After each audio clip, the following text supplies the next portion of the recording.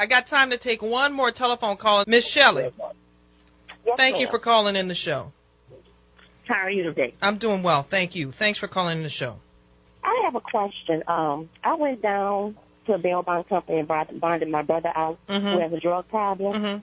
But when he got out, he did the same thing to my grandparents. Yeah. So I was able to call that bail bond company, and they went and arrested him. So now he's in jail right now.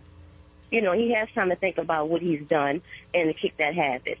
So my question is, will Vera Institute be able to do the same thing? How does that work? Is there a question there? Because I'm not quite understanding. What we're doing, I think we're focusing on... Yeah, there was a question there. Don't you think this work has already been being done in the community? I think what you were saying is, you know... I think it is being done in the community. I think it has been done in the community, but I think the fine-tuning skills, given that extra added information of the backgrounds of the individuals that are appearing before the judge. And the other component that we're leaving out here with pretrial is supervision, which is what I focus on.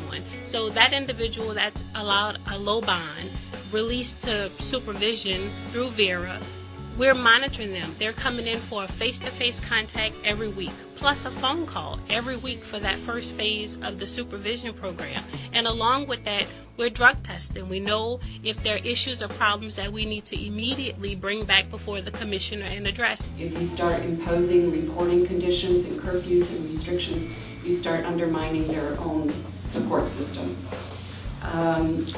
The supervisory conditions can be quite extensive, including curfews and treatment programs, education programs, restrictions on drug use, restrictions on alcohol use. The other thing one has to be cognizant of is that it is not appropriate to impose conditions just because it would be good for the person. There's definitely a tendency to require defendants to attend treatment services and education, get a degree, get a GED, whatever. You really have to go back and ask yourself, does that condition really help prevent a public safety risk or a risk of not returning to court? Because that's really the only conditions that a court is allowed to impose. A judge not only has the opportunity to release people without financial bond, if a person does not pose a risk, they are constitutionally required to release them without bond. And yes, to answer the caller's question, we do have that ability to say, Judge Hanson, ABC has occurred, and this individual needs to come before you to address. Just as she was able to call the bail bonding company and said, my brother did ABC, we have that same ability to get them back before the judge immediately to get those issues addressed. So you have somebody who can go and pick them up? No, we don't have anyone to pick them up. Suppose the person flees.